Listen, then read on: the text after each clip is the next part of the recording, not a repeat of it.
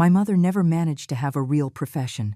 Olivia said it out loud, in front of all her businesswoman friends, in front of the birthday cake that still had the candles lit. In front of me, I was standing next to the table, with my cleaning uniform still on. I had just arrived. I had taken 2 buses to be there, to see her blow out the candles, to hug her, even if just for a second. But she looked at me as if I were trash in the middle of her perfect party. "Mom, I need you to leave," she told me. Her voice sounded calm. Too calm. "You are embarrassing me." The executives were watching me. Jessica had an uncomfortable smile. Another woman was checking her phone. I just wanted to disappear. Then Olivia kept talking, as if I were no longer there. "That is my life, girls.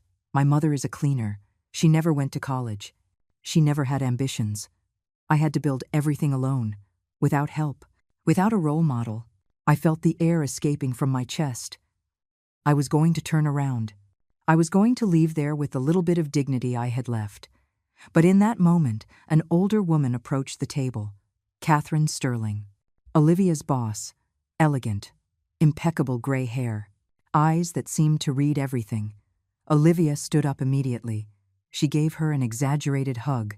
She began to introduce her to all her friends as if she were the Queen of England.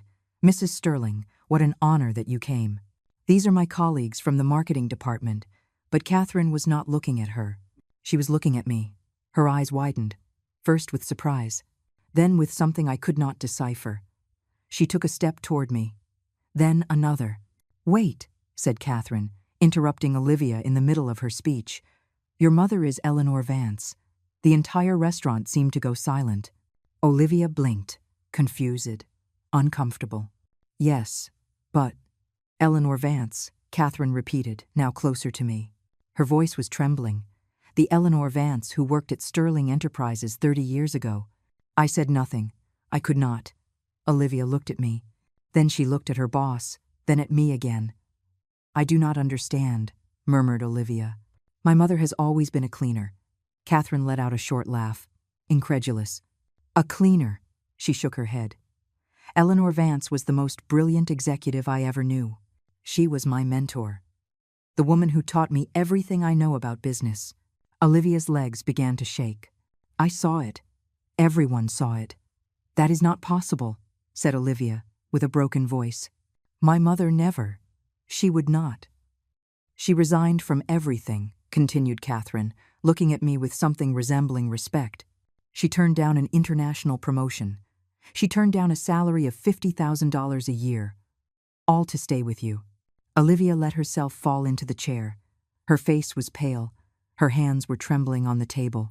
"No," she whispered. "It cannot be true." I still did not speak, because I had waited for this moment for years. I had imagined this instant 1,000 times. And now that it was here, I did not know whether to feel relief or pain. Catherine took out her phone. She searched for something. Then she showed me an old photograph. Me, 30 years younger, in a gray suit and a confident smile. I was in an office surrounded by documents and charts. "This is your mother, Olivia," said Catherine, showing her the image. "This is the woman who sacrificed her entire career for you." Olivia took the phone with trembling hands. She looked at the photo. Then she looked at me, her eyes filled with tears. "Mom, why did you never tell me?" I just smiled, a tired smile. "Sad. Why did you never ask?" I turned around. I walked toward the exit of the restaurant. I heard Olivia calling me. I heard her voice break, but I did not stop, because they did not know that I already had everything ready. I had spent years preparing for this moment, and this was just beginning. 30 years ago, I did not wear a cleaning uniform. I wore gray suits, high heels that made noise when walking down the hallways of Sterling Enterprises. I carried important documents under my arm. I signed contracts. I led meetings with men who respected me, even if they did not want to admit it. I was 26 years old when they offered me the promotion. Regional manager. A salary of $50,000 annually. My own office. International trips to London. To Paris. To New York. It was everything I had dreamed of since I left my hometown with a borrowed suitcase and an accounting certificate in my hand. But then I discovered I was pregnant. Olivia's father disappeared before I could tell him. I looked for him for weeks. His phone was disconnected. His apartment empty. I found out later that he had gone to another city with a younger woman, someone without responsibilities, someone who would not ruin his plans. I had two options: accept the promotion and leave my baby in daycare all day, or resign and raise her myself. I chose the second. My boss, Catherine Sterling, cried when I handed in my resignation. She told me I was making a mistake, that women like me did not appear every day, that the corporate world needed me, but I needed my daughter more. Olivia was born in October, small, perfect, with her eyes closed and her fists clenched as if she were already fighting against the world. I held her in my arms, and I knew I had made the right decision. During the first years, we lived in a one-bedroom apartment. I worked cleaning offices at night. Olivia slept in a crib that I bought at a garage sale. I sang songs to her while I mopped floors. I read her stories even though she did not understand the words. I was happy. Poor, but happy. Olivia grew up being a brilliant child. She read before she was 5. She got the best grades in school. The teachers told me she had a future, that she could do whatever she wanted. I worked a double shift to pay for her advanced classes, triple shift to buy her the books she needed. I broke my back so she would have what I never had. The first signs appeared when Olivia was 15 years old. One day she came home from school and found me cleaning the house of a rich family. I was on my knees, scrubbing the kitchen floor. She walked in with her school uniform and looked at me with something strange in her eyes. "Shame. Why do you do this, Mom?" she asked me. "So that you can study," I answered her, smiling. She did not smile back. From that day on, something changed. Olivia stopped telling me about her friends. She stopped inviting them home. When we went out together, she walked 3 steps ahead of me, as if we did not want to be seen together. At 18, Olivia won a full scholarship to the university. I wept with happiness. She barely smiled. "Finally, I will be able to get out of here," she said. Those words hurt me more than any insult. During her college years, Olivia came home only at Christmas, and every time she came, she stayed less time. She checked her phone constantly. She answered calls on the balcony. She spoke in a low voice, as if I should not listen. One day, I found her profile on social media. There was a section that said about me. In the family part, there was only a dash. Nothing, as if I did not exist. I asked her why. "It is complicated, Mom," she told me, without looking me in the eyes. "My professional life and my personal life are separate things." I did not insist. I never insisted. When Olivia got her first job as an executive, she threw a party. She invited me. I went in a green dress that I had bought at a thrift store. I felt pretty. But at the party, Olivia introduced me as a family friend, not as her mother. One of her colleagues asked me how I knew her. Olivia answered for me. "Eleanor helped me when I was a child. She is a very generous person." That night I cried on the bus back home. I cried in silence, with my face pressed against the cold window, watching the city lights pass by in a blur. My daughter was ashamed of me, and I did not know how to fix it. The years passed. Olivia was promoted in her company. She bought an apartment on the wealthy side of the city. She changed her phone number without telling me. I got it through Betty, an old friend who still visited me. I sent messages to Olivia. She responded with monosyllables. "Yes," "No," "We will talk later." But later never came. Until one day I received an invitation. Her birthday, a lunch at an elegant restaurant. I thought that maybe, finally, things would change. I thought that maybe she missed me. I was wrong. 3 days after the lunch, Olivia called me. Her voice sounded different, more sober, almost regretful. "Mom, I need you to come to my apartment. I left some important documents and I have a meeting. Could you bring them to my office?" I said yes.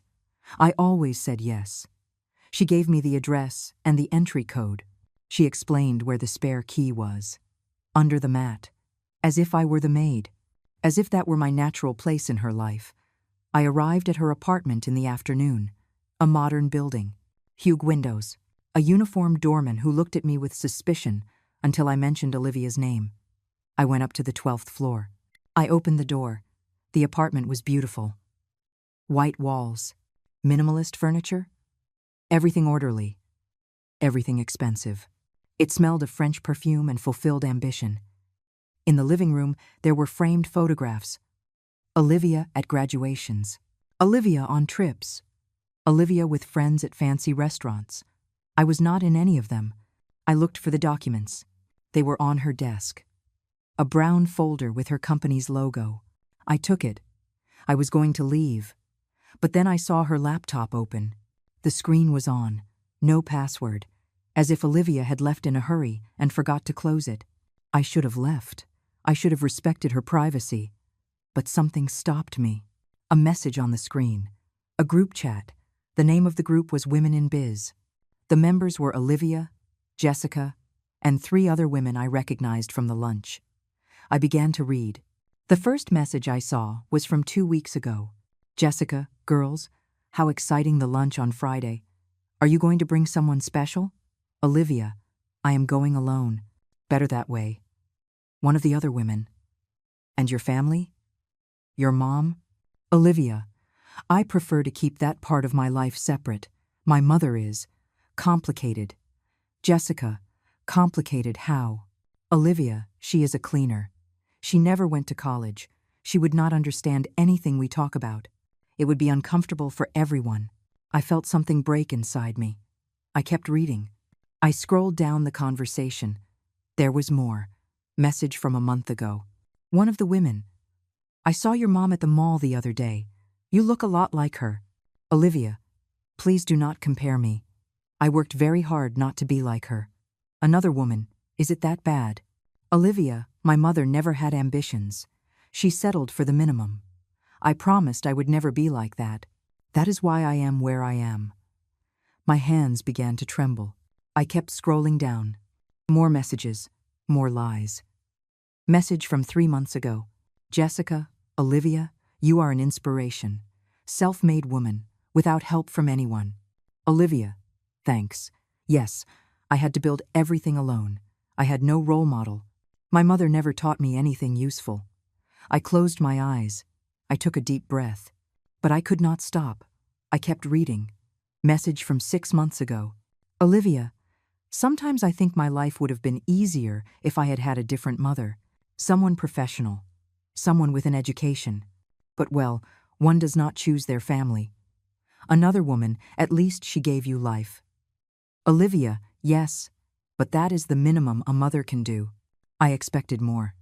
The tears began to fall. I could not control them. I looked for more. I opened other folders, other chats. I found a Word document. It was called My Story. It was a text that Olivia had written. Maybe for some conference or presentation. I opened it. I grew up in a humble home. My mother was a worker, but she lacked vision. From a young age, I knew I wanted more, that I deserved more. I studied alone. I learned alone. I made myself, without help from anyone. Today I can say that I am proof that individual effort overcomes any circumstance. That was it. I closed the laptop. I stood there, in the middle of that perfect apartment, feeling the floor opening under my feet. Everything I had sacrificed, everything I had given up. The promotions, the trips, the salary of $50,000 a year, the sleepless nights, the destroyed knees from cleaning floors, the cracked hands, the broken back, all so she could study, so she would have books, so she would have English classes, so she would have opportunities. And this is how she paid me, denying me, erasing me, being ashamed of me. I left the apartment. I closed the door carefully. I went down in the elevator with dry eyes. There were no tears left. In the street, the sun was shining. People walked fast. Cars honked. The world kept turning as if nothing had happened. But inside me, something had changed. I took my phone. I looked for Betty's number, my old friend, the only person who knew my complete past. I dialed. She answered on the second ring. Eleanor, what happened? Your voice sounds strange. I said nothing for a few seconds. I just breathed. Betty, I said finally, I need your help. Of course. Anything.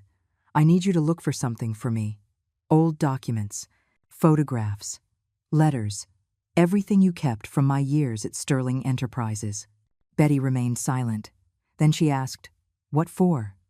I looked toward Olivia's building, toward those huge windows on the 12th floor. Because I am going to remind my daughter who I really am. Betty sighed. Then she said, I will see you tomorrow. I hung up. I walked to the bus stop. I sat on the metal bench. It was cold. The wind moved the dry leaves in the street. I thought about Olivia, about the girl who used to hug me, about the girl who told me I love you, Mommy, before sleeping, about the girl who cried when I went to work and smiled when I returned. That girl no longer existed. In her place was a woman who hated me, a woman who blamed me for her life, a woman who had erased me from her history. But I was not going to stay silent. Not this time. The bus arrived. I got on. I sat next to the window. I watched the city pass, people in the streets, tall buildings, neon lights. And for the first time in years, I felt something different inside me. It was not sadness. It was not pain. It was determination. Olivia did not know what was coming, but soon she would find out. Betty lived in the same neighborhood where I had spent my first years as a single mother. Small houses, narrow streets, stray dogs sleeping on the corners, clothes hanging on the balconies, the smell of home-cooked food coming out of the open windows. I knocked on the door. Betty opened immediately. She was 62 years old, gray hair tied back in a braid, tired but kind eyes. She hugged me without saying anything, as if she knew that words were useless in that moment. We entered her living room. There were cardboard boxes stacked on the floor. I looked for it all night, said Betty. I could not believe I still had it. But here it is, everything. I knelt in front of the boxes. I opened the first one. Photographs. Me, 30 years younger, in a gray suit, standing in front of the Sterling Enterprises office, smiling, confident, with a portfolio in my hand and the future ahead. Another photo. Me in a meeting, surrounded by men in ties. I was the only woman, but I was at the front, leading. Another one. Me receiving an award, Executive of the Year. The trophy shone in my hands. My smile was genuine. That woman from the past looked at me from the photographs, and I barely recognized her. You were unstoppable, said Betty, sitting next to me. We all knew it. You were going to go very far. I opened the second box. Documents, contracts signed with my name. Eleanor Vance, Operations Manager, monthly salary, $4,200. That in 1995, a fortune. Letters of recommendation, one from Catherine Sterling. Miss Vance is the most competent professional I have had the honor of supervising. Her dedication and ability to solve complex problems make her an invaluable asset for any organization. Another letter, from a company in New York, offering me a position as regional director. Annual salary, $55,000. Full benefits. Relocation paid. Date of the letter, March 1996. 2 months before Olivia was born. You rejected that offer, said Betty.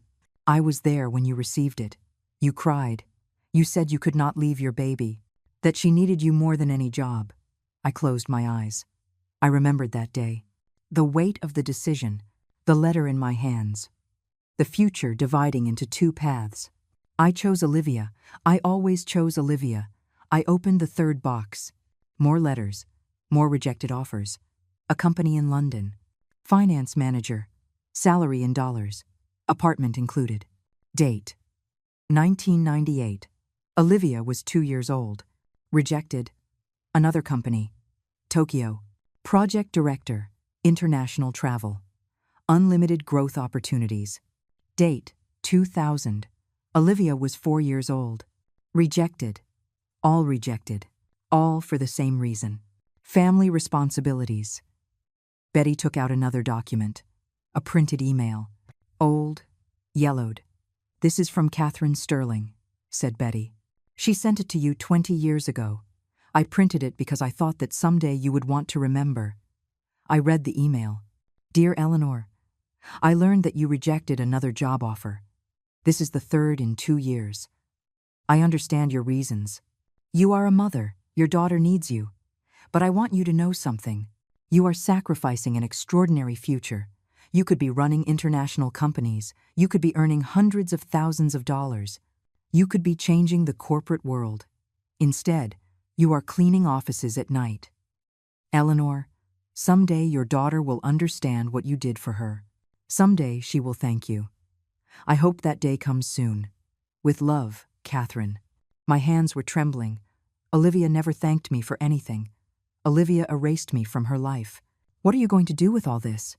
Asked Betty. I took a deep breath. I organized the photographs, the documents, the letters. I am going to prove it to her, I said. I am going to show her who I am, who I was, and everything I sacrificed for her. Betty nodded. Then she asked, when? Soon. But first I need more information. What kind of information? I took out my phone. I searched for Olivia's professional profile on social media. Olivia has an important meeting next week. A presentation for the board of directors of her company. Catherine Sterling is going to be there. All management is going to be there. Betty looked at me with wide eyes. Are you going to go? Not exactly. Then, I smiled. A cold smile. I am going to make Catherine remember.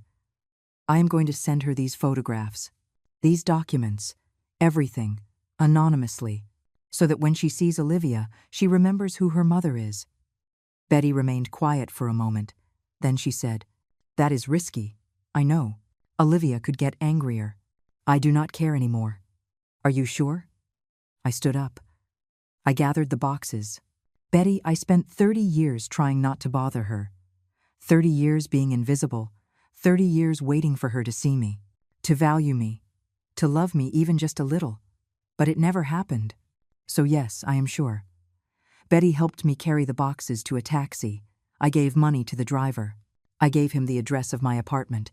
One more thing, said Betty before I left. Are you going to confront Olivia directly? Not yet. Why not? Because first I want her to feel safe.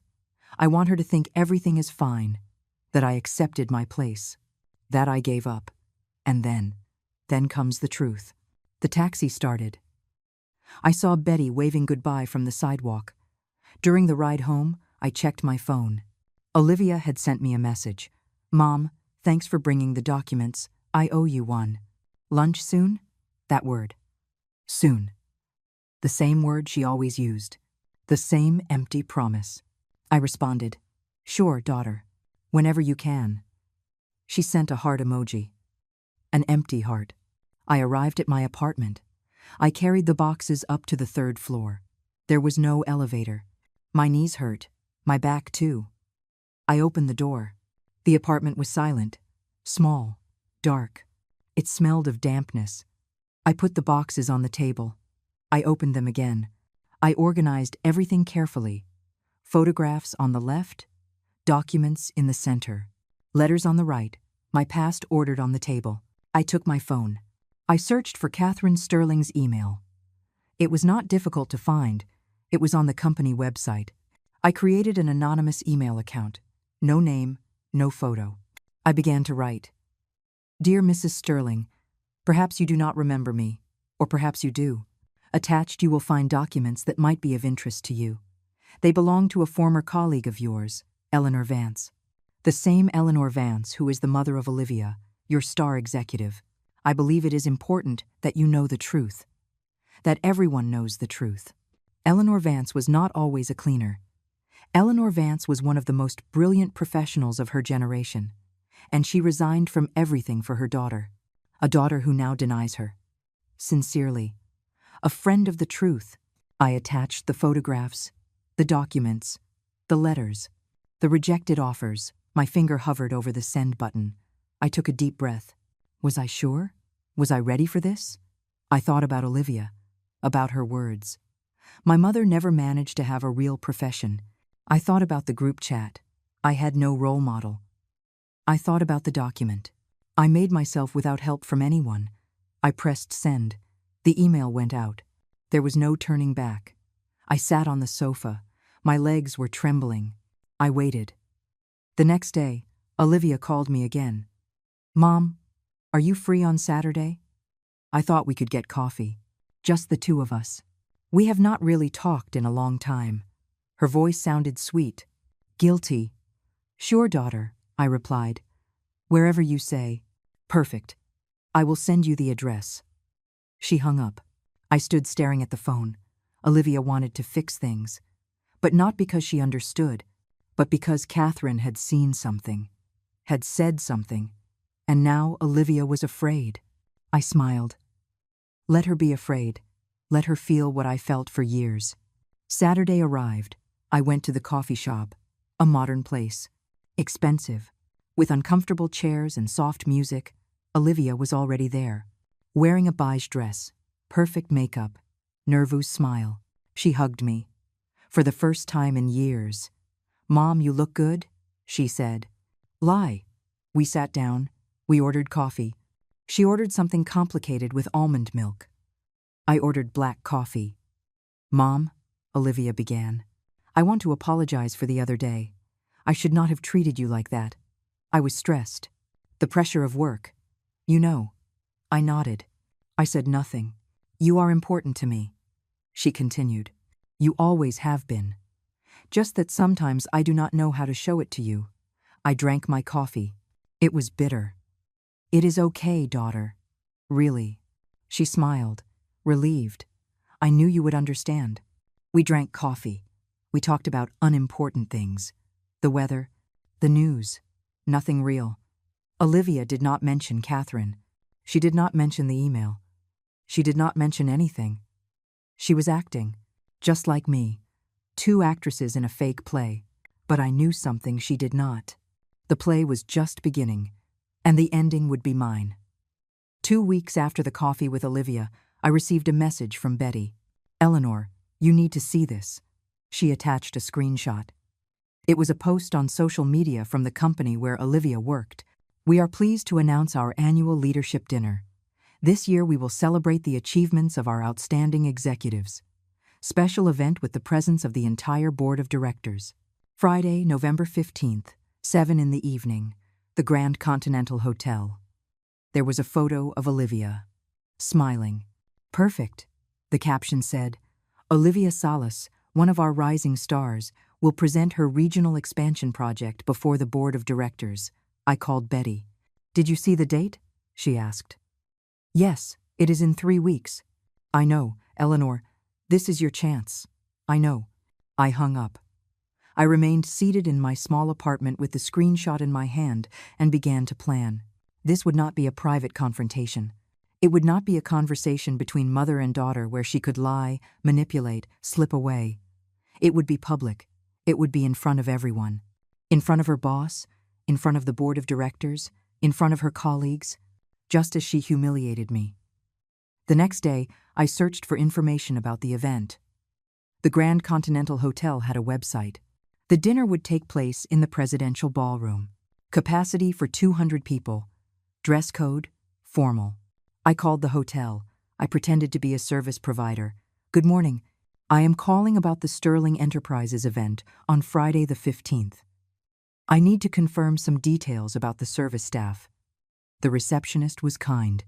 "Of course. How can I help you? How many cleaning staff and waiters are going to work that night? Let me check. We have 20 people scheduled. 10 waiters and 10 for cleaning and general support." "Perfect. Are you still hiring? We always need extra staff." "Are you interested?" "Yes. I have experience. 15 years in the sector." "Excellent. Come on Wednesday for a quick interview. If everything is fine, you can start that Friday." I hung up. I smiled. I was going to be there. In that ballroom, invisible to everyone. Just another cleaning worker. Another unimportant face. But not for long. On Wednesday, I went to the hotel. The interview lasted 10 minutes. The supervisor asked me about my experience. I told her the truth. I had cleaned offices, houses, hospitals. I knew how to work hard, and in silence. You are hired, she said. Friday at 5 in the afternoon. Bring comfortable shoes and black clothes.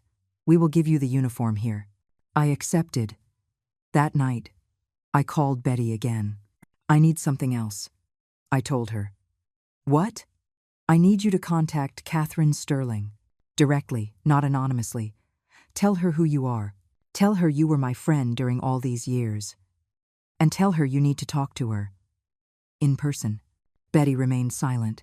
Then she said, Are you sure? If I do that, she will know something is happening. Exactly. I do not understand. I want her to arrive at that dinner prepared. I want her to know that something is going to happen. But not what. I want her to be alert. To watch Olivia. To see the truth. Eleanor, this is risky? I know. But I need Catherine on my side. It is the only way. Betty sighed. All right, I will do it. 2 days later, Betty called me. I already spoke with Catherine. And she was surprised. At first, she did not believe me, but I showed her the photos, the documents, everything. She cried. Eleanor, she cried when she saw what Olivia did to you. Did you tell her about the dinner? Yes. I told her that you were going to be there, that something important was going to happen. I did not give her details, but she understood. What did she say? She said she also has something to say. That she has been keeping information about Olivia, things she discovered at work. What kind of things? She did not want to tell me. She said she will reveal it that night. If you take the first step, she will support you. I closed my eyes. Everything was falling into place. Thanks, Betty. Eleanor, be careful. Olivia's not going to forgive you for this. I do not want her to forgive me. I want her to understand. I hung up. The days passed slowly, very slowly. I practiced in front of the mirror, the words I was going to say, the tone, the posture. I could not sound bitter. I could not sound vengeful. I had to sound dignified, calm, like the executive I once was. On Thursday night, Olivia called me. Mom, tomorrow is my big presentation. I am very nervous. You are going to be perfect, daughter. Hopefully. It is very important. The entire board of directors is going to be there. If this goes well, it could be my promotion to regional director. I am proud of you. Lai. Thanks, Mom. It means a lot coming from you. Lai as well. Are you going to celebrate after? I asked. Yes, there will be a dinner. Only for executives. Nothing special. I hope everything goes well. Me too. I will call you tomorrow to tell you how it went. I will be waiting. She hung up. She had no idea that I would be there. Friday, day of the event. I woke up at 4 in the morning. I had not slept well. Nightmares. Dreams where everything went wrong, where they threw me out of the hotel, where Olivia ignored me again. I showered. I dressed in black clothes. Simple pants, long-sleeved blouse, comfortable shoes. I looked in the mirror, a 65-year-old woman, tired, with wrinkles on her face, rough hands, gray hair, but my eyes were alive, more alive than ever. I arrived at the hotel at 5 o'clock sharp. They gave me the uniform, a black apron, a white cap, a name tag. Eleanor, just Eleanor. No one asked my last name. The supervisor gathered us all. Today is a very important event. High-level executives. I need you to be invisible, fast, silent, no conversations, no distractions. Understood. We all nodded. Perfect. The event starts at 7. You will be in the back, serving, cleaning tables, refilling glasses. If someone speaks to you, respond with courtesy but briefly. Any questions? No one spoke. Good. To your positions. We entered the ballroom. It was huge. Round tables with white tablecloths, centerpieces with flowers, dim lights, a stage at the front with a podium and a giant screen. Everything perfect, everything ready for the show. My show. At 6:30, the guests began to arrive. Men in dark suits, women in elegant dresses, laughter, conversations, glasses of champagne. I was in the back, organizing trays, invisible. Then I saw her. Olivia. She entered the room in a long silver dress, high heels, perfectly styled hair, radiant smile. She walked straight toward a group of executives, shook hands, laughed, posed for photos. She was in her element. Minutes later, Catherine Sterling entered. Wine-colored dress. Elegant. Serious. Her eyes scanned the room. They were looking for me. Our gazes crossed for a second. She nodded slightly. Message received. The dinner began. Waiters serving appetizers. Red wine in crystal glasses. Conversations about business and figures. Olivia was seated at the head table, next to Catherine, next to other directors. She laughed, she talked, she shone. I collected dirty plates in silence.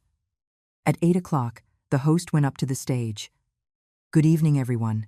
It is an honor to have you here at our annual leadership dinner.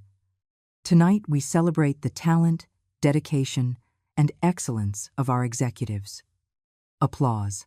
And now, I am pleased to introduce one of our brightest stars. Olivia Salas will share her regional expansion project with us. Please, let's give her a welcome. More applause. Olivia stood up. She walked toward the stage. Confident. Sure. She took the microphone. Good evening. Thank you for being here. Tonight, I want to share with you a project that represents not only the future of our company, but also my vision of leadership and personal growth. She began her presentation. Charts on the screen. Numbers, projections, everything impeccable. She spoke about effort, about overcoming, about building herself. I learned from a young age that no one gives you anything, that you have to work double, triple, that you have to be better than everyone. And that is what I did. Lies that she herself believed. I kept working, collecting empty glasses, filling glasses with water, waiting. My moment would arrive, soon. Olivia finished her presentation with a triumphant smile. Applause filled the room. The executives stood up. Some whistled. Others shouted bravo. She made a small bow, elegant, as if she had rehearsed that moment 1,000 times. She probably did. She came down from the stage. Catherine Sterling was the first to hug her. She whispered something in her ear. Olivia nodded. Emotional. I was 10 feet away, collecting used napkins from an empty table. No one looked at me. I was perfect in my invisibility. The host returned to the microphone. Impressive presentation, Olivia. Now, while we prepare the next part of the program, we invite you to enjoy the main course. Bon appétit. The waiters began to serve. Steak, steamed vegetables, mashed potatoes, everything served on immaculate white plates. I helped carry trays from the kitchen, up, down, up, down. My knees hurt. My back, too. But I could not stop. Not now. At the head table, Olivia conversed animatedly with a finance director, an older man, bald, with a red tie. It is incredible what you have achieved at your age, he told her. How old are you? 35. Exactly, responded Olivia, and without help from anyone. That is what I admire most, a woman who made herself. Olivia smiled. I had to learn everything alone. I had no guides. I had no mentors. Just my determination. Catherine watched her from the other side of the table. She said nothing, but her expression changed. A shadow crossed her face. I passed by them with a pitcher of water. I filled the glasses. Slowly, listening. And your family? Asked another woman. Did they support you? Olivia took a sip of wine. My family is complicated. I prefer not to talk about that. I understand. Sometimes family can be an obstacle more than a support. Exactly. Catherine squeezed her napkin. Her knuckles turned white. I kept walking. I returned to the kitchen. I took a deep breath. Not yet. It was not the moment yet. The dinner continued. Dessert. Coffee. More conversations. More laughter. At 9:30, the host returned to the stage. Ladies and gentlemen, now we have a special segment. Our CEO, Mrs. Catherine Sterling, wants to say a few words to you. Catherine stood up. She walked toward the stage. She had not warned me about this. My heart began to beat faster. Catherine took the microphone. She looked at the audience. Then she looked at me. Directly, "Good evening," she began. "Tonight we have celebrated many achievements. We have seen brilliant presentations. We have recognized the talent of our team." Pause. "But I want to talk about something different. I want to talk about sacrifice, about the people who give up everything so others can succeed." The room went silent. Olivia looked at her, confused. 30 years ago," continued Catherine, "I worked with an exceptional woman, a brilliant executive, one of the sharpest minds I have known. She was offered international positions, six-figure salaries, opportunities that most only dream of." She paused again. "But she rejected everything. Do you know why?" No one answered. "Because she had a little daughter, a baby who needed her mother. And she chose her daughter over her career, over her future, over everything." Olivia shifted uncomfortably in her chair. "That woman is named Eleanor Vance," said Catherine. "And tonight she is here with us." My breath stopped. Everyone began to look around. "Looking for me." Catherine pointed toward where I was. "In the back, with my cleaning uniform, with my white cap. Eleanor, can you come here, please?"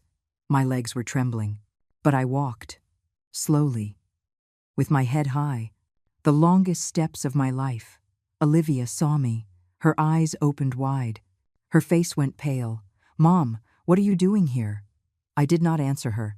I kept walking to the stage. Catherine extended her hand. I took it. I went up the stairs. 200 pairs of eyes were watching me. Executives, directors, important people, and me, a 65-year-old cleaner. But Catherine looked at me differently, with respect, with admiration. "Eleanor Vance was my mentor," said Catherine into the microphone. "She taught me everything I know about leadership, about business ethics, about how to make difficult decisions." Olivia stood up, shaking.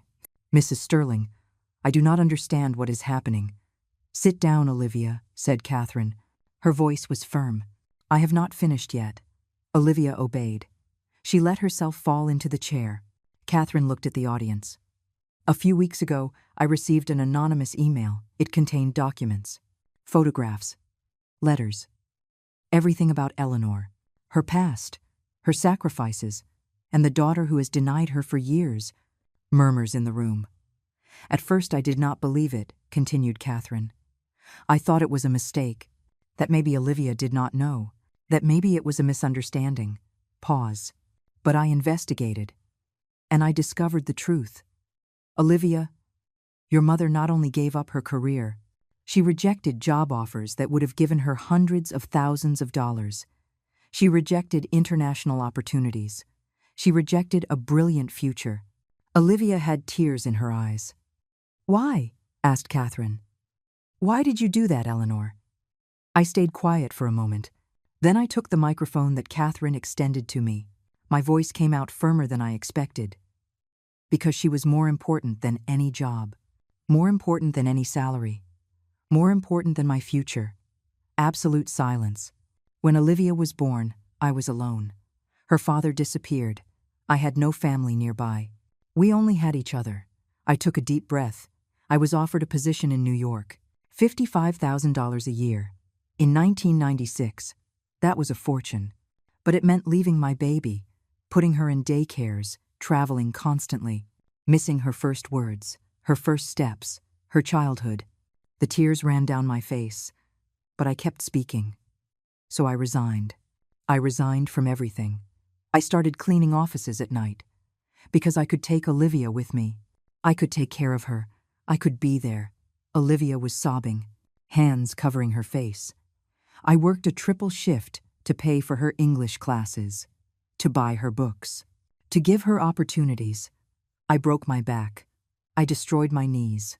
I aged before my time, but I did not care, because she was my daughter, and I loved her. The room was completely silent. Only sobs were heard. Not only from Olivia, from other people too. "But a few months ago," I continued, "I discovered something.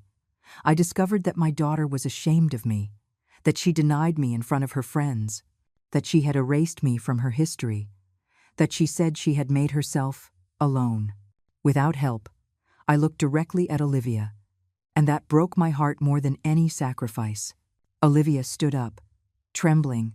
"Mom, I did not know. I did not." "You did not know because you never asked," I said. My voice was calm but firm.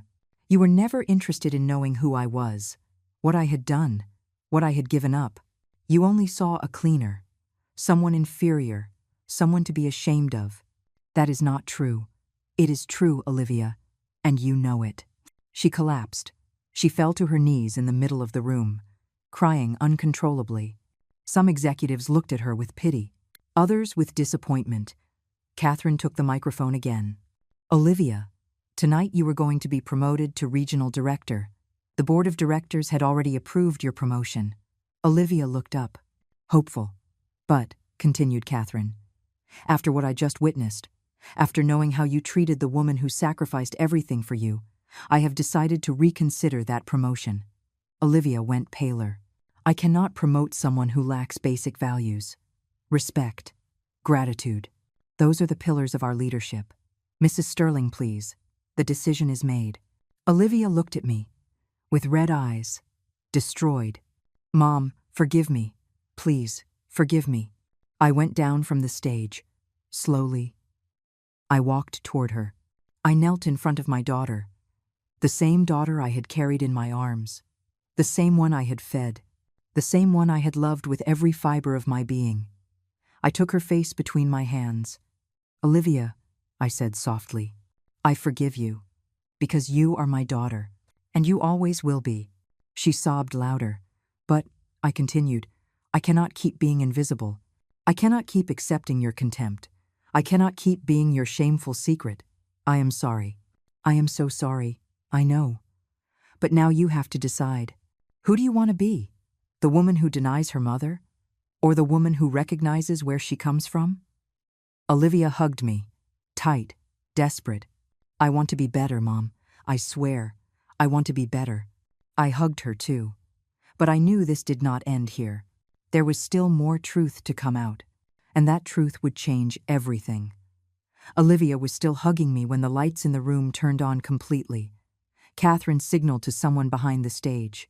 A technician appeared with a laptop and a projector. "There is more," said Catherine into the microphone. "Much more that everyone needs to see." Olivia separated from me. She looked at me with terror. "What else is there, Mom? What did you do?" I did not answer. I returned to the stage. Catherine extended her hand to me again. The projector turned on. The giant screen showed a scanned document. "This," said Catherine, "is an employment contract. Sterling Enterprises. 1994. Eleanor Vance. Operations Manager. Monthly salary, $4,200. The audience murmured. Some took out their phones to photograph the screen. The image changed. Another letter. Letterhead from a company in New York. Job offer. Regional Director for Latin America. Annual salary, $55,000.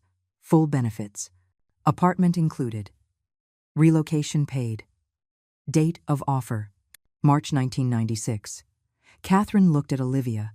"Your mother was 6 months pregnant when she received this offer. It was her dream, to work internationally, but she rejected it." The screen showed a handwritten letter. The handwriting was mine, younger, more confident. "Dear Sirs, I deeply appreciate your offer. It is an honor to be considered for this position. However, I must decline it for family reasons. I am expecting a baby and cannot commit to relocations at this time.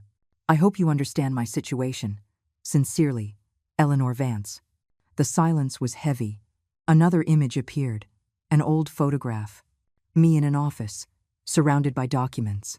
A plaque on my desk read, "Eleanor Vance, Executive of the Year, 1995. Olivia sobbed in her chair. Jessica, her colleague, put a hand on her shoulder. "But that is not all," continued Catherine, "because besides lying about her mother, Olivia has also lied about other things." Olivia raised her head, pale. "What?" "Your project tonight. The regional expansion.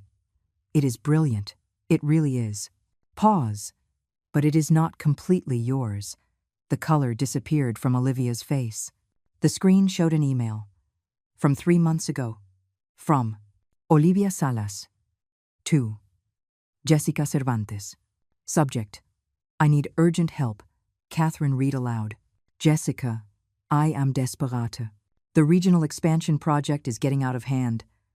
I need you to help me with the numbers. You are better with finances. I will take care of the presentation. No one has to know. Please. Jessica stood up. Red with shame. Mrs. Sterling, I only helped with some figures. I did not know that. That Olivia was going to take all the credit? Finished Catherine. That she was going to present it as if it were only her work? Jessica lowered her gaze. Another email appeared on the screen. From Olivia Salas. To Michael Ross. Subject: Ideas for the presentation. Catherine kept reading. Michael, I saw your draft of the expansion project from last year. It is incredible. Do you mind if I use some of your ideas? Obviously, I would give you credit. A man at the back of the room stood up. You never gave me credit. You used all my work. The room exploded in murmurs. Olivia stood up, trembling. It is not what it looks like. I adapted those ideas. I improved them. Just like you improved the story of your mother? Asked Catherine coldly. Erasing her, the screen changed again. Screenshots of messages. The Women in Biz group chat that I had seen on Olivia's laptop. The messages appeared one by one. My mother is a cleaner. She never went to college. She would not understand anything we talk about. My mother never had ambitions. She settled for the minimum. I had no role model. My mother never taught me anything useful. Sometimes I think my life would have been easier if I had had a different mother. Each message was a dagger. Some executives shook their heads. Others looked at Olivia with contempt. Who leaked those messages? Shouted Olivia. That is an invasion of privacy. I leaked them, I said. My voice resonated in the microphone. I found them on your laptop. The day you asked me to go to your apartment to get documents. Olivia looked at me. Betrayed. You went into my computer. It was open, and I saw things I should not have seen. Things that broke my heart. You had no right. Nor did you have the right to lie about me for years.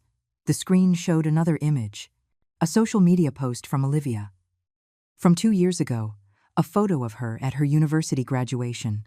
The description said, Today I celebrate my degree, achieved with my own effort, without help, without privileges, only hard work and determination, proud to be a self-made woman. Catherine pointed to the screen. Olivia, who paid for your English classes? Olivia did not answer. Who paid for your books? Silence. Who worked 3 shifts so you could study? Olivia began to cry again. My mom. But I did not know. Yes, you knew, I shouted. I could no longer contain myself. You knew exactly what I was doing. You saw me clean houses. You saw me arrive tired. You saw me count coins to buy your food. You knew everything, but you chose to forget it. You chose to rewrite your history so it would be more convenient. The room exploded in murmurs. An older woman stood up. I did not recognize her. I knew Eleanor 20 years ago, she said. She cleaned my office. She always talked about her daughter. Always with pride. Always with love. She told me about Olivia's grades. About her achievements. You could tell she was happy even though she was exhausted. Another person spoke. A man with gray hair. I worked with Eleanor at Sterling Enterprises. She was the best executive we had. Intelligent. Dedicated. We all thought she would become CEO. But she resigned. She told us her daughter was more important. We respected her for that. More people began to speak. Testimonies. Memories. A waitress from the hotel approached the stage. I have worked here for 15 years. Mrs. Eleanor also worked here. In cleaning. She was always kind. She always smiled. But once I found her crying in the bathroom, I asked her what was happening. She told me her daughter did not answer her calls, that she had not heard from her in weeks. Olivia crumbled. She let herself fall to the floor, crying without control. Betty entered the room. I saw her from the stage. She was carrying a box in her hands. She came up to the stage with me. "I am Betty," she said into the microphone, "friend of Eleanor for 30 years.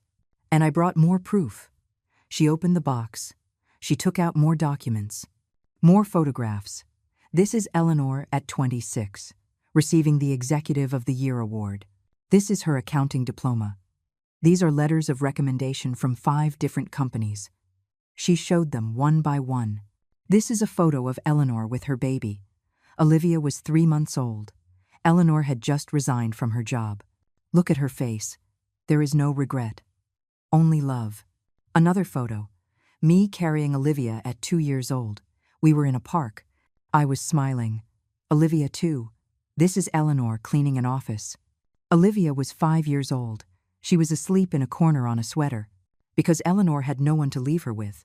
So she took her everywhere. More photos, my entire life exposed on a giant screen. Betty looked at Olivia. "Your mother sacrificed everything.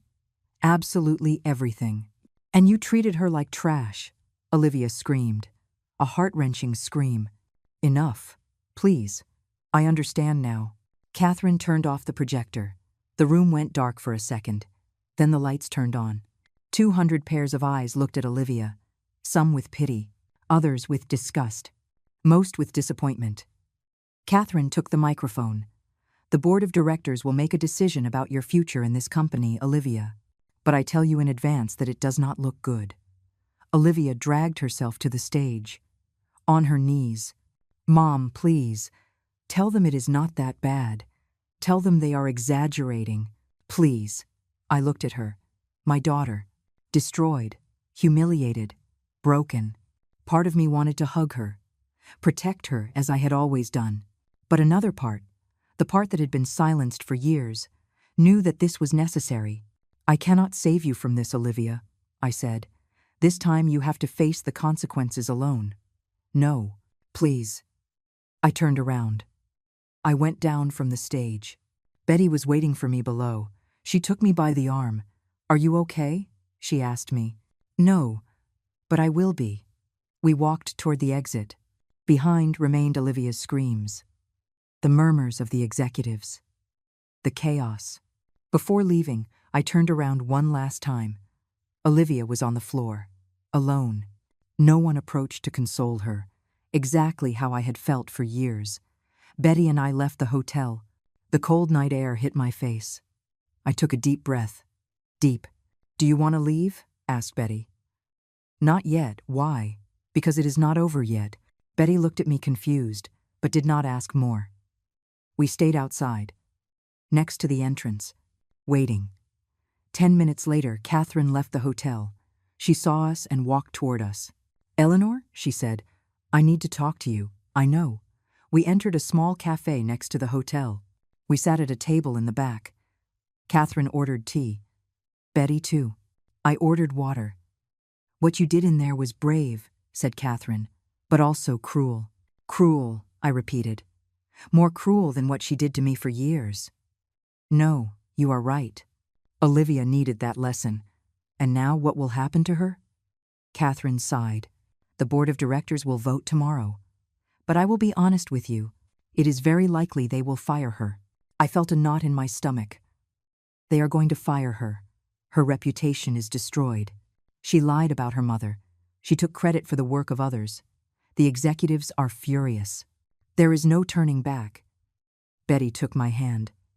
"Is that what you wanted?" she asked me. I did not answer immediately, because I did not know the answer.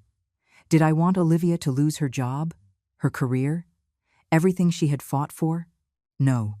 What I wanted was for her to understand, to value, to recognize. "I do not want to destroy her," I said finally. "I just want her to know the truth." "Well, the truth has consequences," said Catherine, "and Olivia will have to face them." Catherine took an envelope out of her purse. "There is something else she needs to know." "What?" "A month ago, Olivia requested a loan from the company, $50,000, to invest in her own business. She said it was urgent. They gave it to her. Yes, we trusted her. But now we discovered something." "What did you discover?" "That money was never for a business. It was to pay personal debts." Credit cards. Loans. Olivia is bankrupt. I was left speechless. Her luxurious apartment. Her expensive clothes. Her lifestyle. Everything is a lie. Everything is paid with debts she cannot cover. How did I not realize? Because she did not want anyone to know. She built a perfect image. But inside, she was collapsing. Catherine showed me documents from the envelope. Account statements, overdue bills, collection notices. Olivia owed more than $100,000. The company is going to demand she repay the loan, continued Catherine. If she cannot pay it, we will take legal action. That will destroy her completely. Yes, I stayed quiet, looking at the papers. My daughter's secret life put in red numbers. But there is an alternative, said Catherine. Which one? You, me, if you intervene. If you guarantee the loan? The company could reconsider the legal actions. I do not have $50,000. I know, but you could sign a payment commitment in installments. With your work, Betty intervened. Eleanor, you cannot do that. She humiliated you. She denied you. You owe her nothing. She is my daughter. A daughter who treated you like trash, but she is still my daughter. Catherine put another folder on the table. There is something else. Something you must decide tonight. I opened the folder. It was a will. My will. Where did you get this? I found it when I was investigating you. It is legally registered. You did it 10 years ago. I had forgotten. After a health scare, a neighborhood lawyer helped me make a simple will. And what does it have to do with this? In that will, you leave everything you have to Olivia. Your apartment, your savings, everything. I have almost nothing. Your apartment is worth approximately $120,000. It is not much, but it is something. Betty leaned forward. Eleanor, if Olivia treats you like this now, imagine how it will be when you are no longer here. She was right. Catherine took out another document. I prepared this. It is a modification to the will. If you sign it, Olivia will only inherit if she meets certain conditions. What conditions? First, she must publicly repay the loan to the company with her own work. Second, she must publicly apologize to you. Third, she must maintain contact with you at least once a week for a year. If she does not comply, everything goes to a charity foundation. I looked at the document. The words danced in front of my eyes. Why are you doing this? I asked Catherine. Because I respect you. I have always respected you. And because Olivia needs to learn that actions have consequences. I took the pen Catherine extended to me. My hands were trembling. I signed. A simple signature. But it changed everything. Done, said Catherine, keeping the document. This will be executed tomorrow morning. Olivia will be informed. We left the cafe. It was almost 11 at night. Betty hugged me.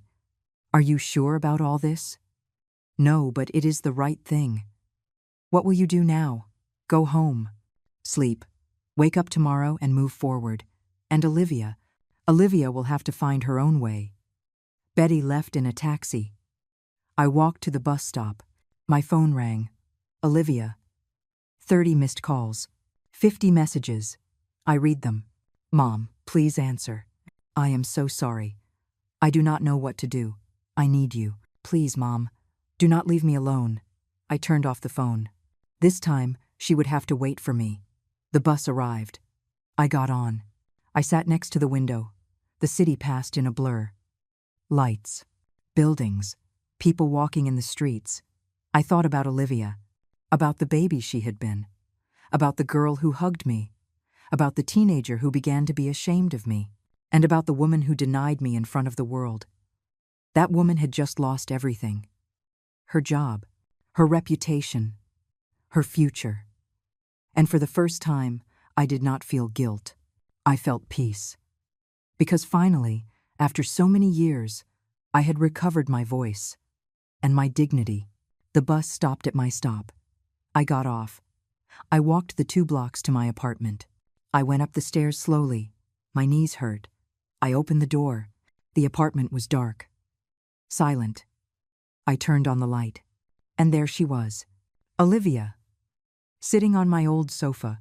with her face swollen from crying so much, with her makeup running, with the wrinkled silver dress. She had been waiting for me. Olivia looked up when I entered. Her eyes were red, swollen, destroyed. "How did you get in?" I asked. "I kept the key. From when I was a child. I stood next to the door. I did not get close. I did not sit down." "What are you doing here, Olivia?" "I need to talk to you." "We already talked. In front of 200 people. Mom, please." "Please what? Do you want me to forget everything? Do you want me to act as if nothing happened?" Olivia stood up, trembling. "No. I just want you to listen to me." "Really?" For the first time, I crossed my arms. "You have 5 minutes." Olivia took a deep breath. The tears ran down her face. "All my life I saw you work. I saw you clean. I saw you arrive tired. I saw you count coins. And instead of feeling pride, I felt shame." She paused. "Not shame of you, shame of myself, because I had everything you did not have. Education, opportunities, a future. And even so, I never felt enough. And that justifies how you treated me? No, nothing justifies it. But I need you to understand. Every time I saw you, it reminded me of where I came from. And I wanted to forget it. I wanted to be someone different, someone important. You were important to me. That was not enough for you." Olivia sobbed. "No, and that is what I regret most. Because I spent 35 years seeking validation from strangers, from bosses, from colleagues, from people who meant nothing. And the only person who loved me unconditionally, the only one who sacrificed everything for me, I threw her away like trash." She let herself fall to her knees. "Mom, I lost my job. I lost my reputation. I lost my apartment. I am going to lose everything. And do you know what is the most terrible thing? That I deserve it." I looked at her. My daughter, broken on the floor of my small apartment. "Get up," I said. "I cannot." "Get up, Olivia." She obeyed. With difficulty, I walked toward her. We were face to face, 2 women, mother and daughter, strangers after so many years. "You are right," I said. "You deserve the consequences. But not because I say so, but because that is how life works. Actions have weight. And you carried yours. Then there is no forgiveness. I already forgave you." Olivia looked at me surprised. "What?" "I forgave you, because holding on to resentment would only destroy me. And I am not going to destroy myself for you anymore." "I do not understand. I forgive you, Olivia. But forgiving does not mean forgetting. It does not mean everything goes back to how it was before, because I can no longer be the invisible mother who accepts everything. That woman died tonight." Olivia began to cry again. "Then what are we now?" "That depends on you. Tomorrow you will sign a document. You will know the conditions of your inheritance. You will have to work to recover what you lost. You will have to apologize publicly. You will have to call me every week. I will do it. I promise. Do not promise me. Show me." I turned around. I went to my room. I took out a box from under my bed. I returned to the living room. I put the box on the sofa. "What is this?" asked Olivia. "Open it." Olivia opened the box. Inside there were photographs, letters, old drawings. "This is everything I kept from you. Your first drawings. Your report cards. The letters you wrote me when you were a child." Olivia took out a yellowed paper. She read it. "For Mommy. I love you more than the stars. You are the best mom in the world. Olivia, 7 years old." She sobbed reading it. "I wrote this. Yes, and I kept it all these years. Because that girl loved me. Before she grew up and was ashamed of me. Mom, I want you to take this box. I want you to see it every day. To remember who you were before deciding that I was not enough." Olivia hugged the box against her chest. "I do not know how to fix this. It does not get fixed from one day to another. It will take time. Maybe years. Maybe we will never be what we were. But if you really want to try, you will have to start by being honest. With yourself and with others. And you? What will you do?" I smiled. A sad smile, but liberating. I am going to live. For the first time in 30 years, I am going to live for me. Not for you, not for anyone else. For me. That means you do not want me in your life. It means that if you want to be in my life, it will be on my terms. With respect, with honesty, with genuine love. Or it will not be. Olivia nodded. She took the box. I am going to change, Mom. I swear. Oaths mean nothing. Actions do. Olivia walked toward the door. She stopped before leaving. Mom, will you ever stop loving me? I looked her in the eyes. Never. You are my daughter. But loving does not mean accepting mistreatment. I can love you and still keep my distance. I can love you and still protect myself. Olivia left. The door closed. I remained alone in the apartment. Silence. Peace. I walked toward the window. The city shone out there. Infinite lights. Life continuing. My phone rang. A message from Catherine. Eleanor, the board of directors voted. Olivia can stay in the company under a probation period. She will have to work double, repay the loan, rebuild her reputation. But we gave her a chance. For you, I responded. Thanks. But let it be clear. This opportunity is hers. Not mine. I no longer carry her mistakes, Catherine responded. Understood. By the way, I have a proposal for you. We can talk tomorrow. About what? About a job. Here. In the company. As a human resources consultant. Your experience, your story, could help others. Decent salary. Flexible hours. I read the message 3 times. A job. Not cleaning. Not invisible. A job where my story mattered. We talk tomorrow, I responded. I turned off the phone. I poured myself a glass of water. I sat on the old sofa. I looked around my small apartment. The cracked walls. The old furniture. The stained ceiling. But for the first time, I did not feel small. I felt immense, because I had recovered something I had lost 30 years ago. My name. Not Olivia's mom's name. Not the cleaner. Not the one who sacrificed everything. Just Eleanor. Eleanor Vance. The woman who was an executive at 26. The woman who resigned for love.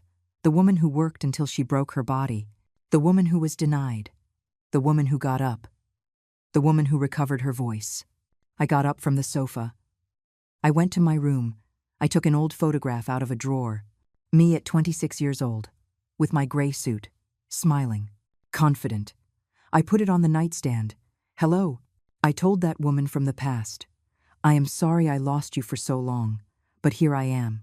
Back. I lay down on the bed. I closed my eyes. Tomorrow would be different. Tomorrow I would talk to Catherine about that job. Tomorrow I would begin to rebuild my life. Not for Olivia. For me.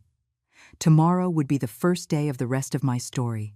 Because Olivia would no longer define who I was. I would no longer carry her shame. I would no longer be invisible. I would no longer be the secret she hid. My name is no longer hers. My story is just beginning.